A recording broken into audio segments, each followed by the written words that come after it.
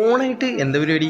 എന്ത് പരിപാടി? ഫുഡ് അടിക്കുക, സദ്യ കഴിക്കുക, അതന്നെ മെയിൻ പരിപാടി. അപ്പോൾ വെള്ളിയാഴ്ച, നബിദിനം, ഓണം മൂന്നും കൂടി ഒരുമിച്ച് വന്നേക്കാണ്. നമ്മൾ ആദ്യം ജുമാക്ക് പോയി, അതിന് ശേഷം നേരെ വന്ന് നമ്മൾ ഫുഡ് കഴിക്കാൻ വേണ്ടി, സദ്യ കഴിക്കാൻ വേണ്ടിയിട്ട് ആര്യഭവനിലേക്ക്. ഒരുവിധം എല്ലാ ഹോട്ടലും പ്രീ ബുക്കിംഗ് അത് ഇത് പറഞ്ഞ് ഫുള്ളാണ്. ഒരു സ്ഥലത്ത് പോലും ഫ്രീ ഇല്ല. സത്യം പറഞ്ഞാൽ നാടിനെക്കാട്ടും കൂടുതൽ ഇവിടെ അങ്ങനെ ഓണം അങ്ങനെ ആഘോഷിക്കുന്നത്.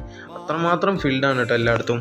പിന്നെ എനിക്ക് വെറൈറ്റി ഒന്നും ഇവരുടെ സെർവിങ് രീതിയാണ്. നിങ്ങൾ നോക്കിയാൽ മനസ്സിലായി കാണും. ഇത് സാധാരണ വാഴയിലയിൽ എല്ലാ ഐറ്റംസും വെക്കുന്ന പോലെയല്ല, ഡബ്ബയിലാണ് ഓരോന്ന് കൊടുന്ന് വെച്ചത്. എനിക്ക് ആദ്യം എന്തോ ഒരു വിശേഷമൊക്കെ തോന്നി, പക്ഷെ പിന്നീട് എനിക്ക് കുഴപ്പമില്ല. ഫുഡിൻ്റെ കാര്യമല്ലേ, നല്ല അടിപൊളി ഫുഡായിരുന്നു. അതിലൊന്നും ഒരു കോംപ്രമൈസിങ്ങും ഇല്ല. നല്ല ടേസ്റ്റ്, നല്ല രുചിയുള്ള ഫുഡ്.